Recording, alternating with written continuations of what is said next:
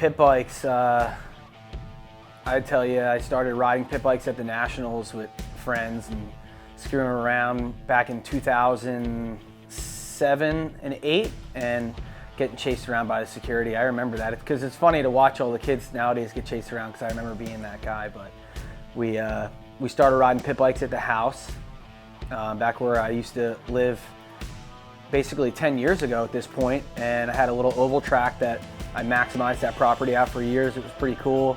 Did so many laps there, and I remember when we moved here to the new town, it was about 25 minutes away.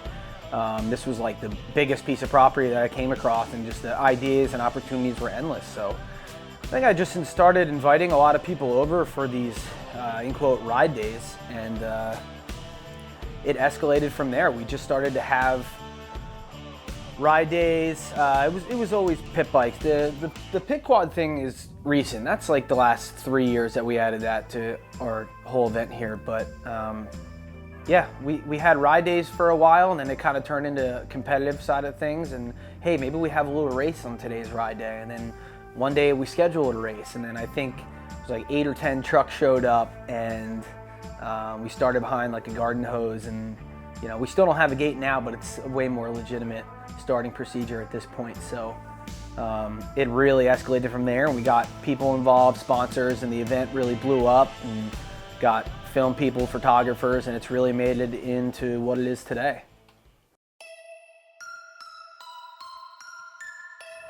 Last year, Turkey Derby here at my parents' house. Every year I try to change this track up. This year we reversed it. It was probably the easiest and most effective way for me to make it different. Gloop comes out here, points to the ground, says this is the most rocks he's ever seen. It's not wrong. I think it's just because all the rain separates the sand and the rocks, makes it look like a rock kind of track. But once we get that skid steer on here and rips it up, it turns into the sickest pit bike track on the East Coast.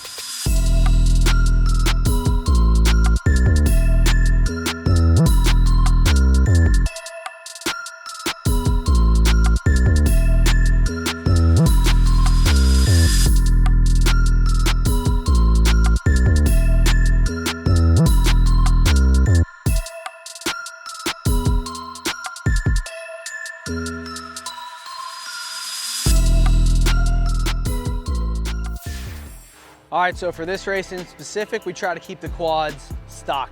2 reasons: quiet and to level out the playing field. So if you look here, all I got done to this quad is CST tires, which I think are a huge advantage because it's the same tread as what I race on my 450. Super sharp, grabs in all the turns, really awesome. Graphics obviously to make it look pretty. A 4Works seat cover, 4Works hood, and a bumper. 4Works carbon tank cover also, I just remembered that. That's it.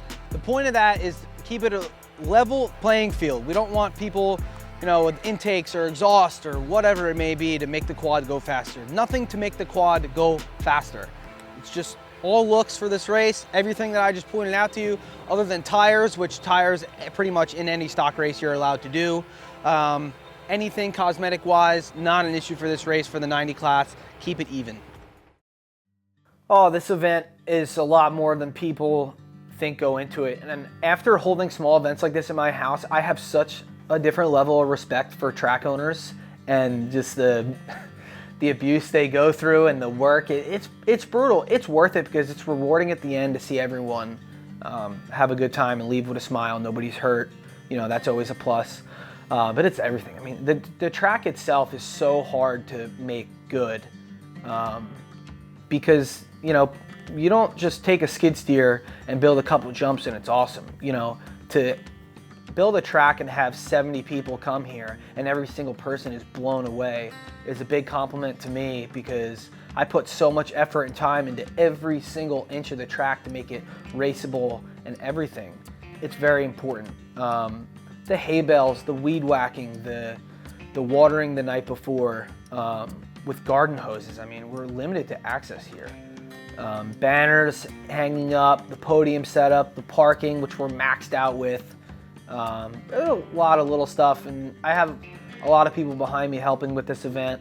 On the back side of things, my good friend Mike's been helping me out a lot with the organizing side, which I desperately need because I have so much on my plate for this event. The filming stuff really helps out, and getting a CST to step up and help out with that side of things is just awesome. So I think every one more year this progresses. I don't want to say it gets easier, but it kind of gets easier because it becomes more of a routine, and I know what it's going to be like, and I could better myself each year. And as we take notes, I feel like it can only get better. So, you know who was really impressive last year? Everyone knows Hetrick's going to be good. I think Walker Fowler did exceptionally well last year. For like a 2-week heads up on this race, and he trained with those guys, the PA boys out in PA, Chris Borich and his whole posse out there. They were training with him, you know, giving him the little, you know, what this event's all about, blah, blah, blah. And he did really well. He stayed within a few seconds of us, which was pretty impressive in my opinion. So I got to give him a lot of credit. Joel, I think, I do think this year is going to be the hardest year to beat him, in my opinion, because every year he shows up on the same 90, and respectfully, it's like pretty worn down, that machine. And every year I race a brand new 90. I've never raced the same machine twice, and I feel like that's the key to this thing too, is you know, there's like a fine line of these 90s, and I feel like I have it down to like the science now of like their window is so short of when that quad is its fastest, and it's not right when they're brand new, but it's like, I'm not going to give it all away, but there's like, I'm telling you, there's like a prime time where the hour meter on that thing where it's just like, I don't want to put any more minutes on it, this thing, I'm saving it for the race day. And Joel being on a newer one, I think is really going to help him this year, and I think just a newer 90 in general, brakes, just new tires, everything. I mean, he's going to be tough to beat. I'm ready for it regardless, but I think this year people are going to see a real battle.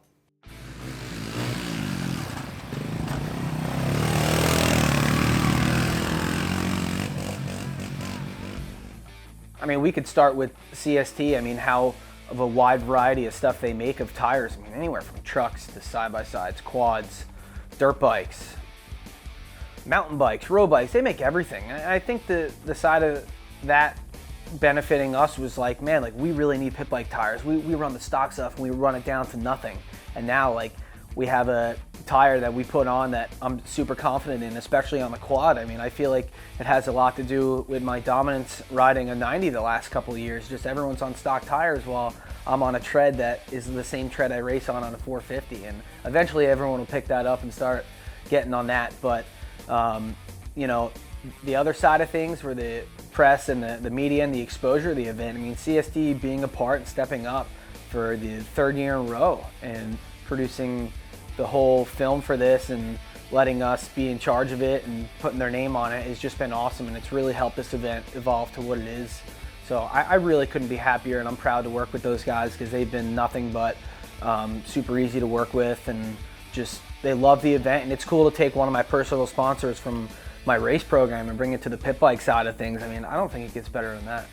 So I think I put something out on Instagram and Facebook that this is the last year here at my parents' house for this event.